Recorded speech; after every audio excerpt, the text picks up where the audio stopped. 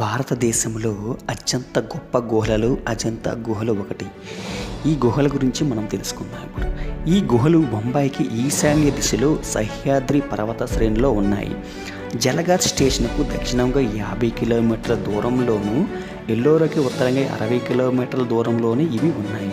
ఈ గుహలను మొదట 1819లో బొంబాయి ఆర్మీకి చెందిన గ్రిస్బీ కనుగొన్నారు. నదీ లోయలోని శిలామయ సానువుల్లో క్రీస్తు పూర్వం 2వ శతాబ్దం నుంచి క్రీస్తు శకం 10వ శతాబ్దం వరకు మలచిన 29 గుహలు ఉన్నాయి. ఇక్కడ అద్భుతమైన కుడ్గి చిత్రాలు ఇంకా అలాగే నిలిచి ఉన్నాయి.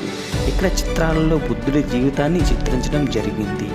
గుహలలో బౌద్ధ చైత్యాలు, బౌద్ధ భిక్షువులు నివాస స్థానాలు, 9 గ్యాలరీలు మొదలైనవి ఉన్నాయి.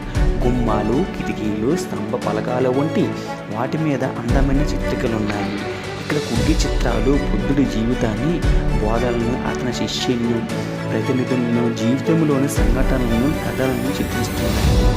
ఈ చిత్రాలలో చారిత్రక, గృహ, మత సంబంధమైన దృశ్యాలు, జంతువులు, వేట, ఇండ్ల వెలుగులు భాగాలు, లోపల భాగాలు, ఊరేగింపులు, వీధులు, అలంకరించుకున్న స్త్రీలు వంటి ఎన్నో దృశ్యాలను చిత్రించడం జరిగింది. ఈ వీడియో కానీ మీకు నచ్చినట్లయితే లైక్ చేయండి.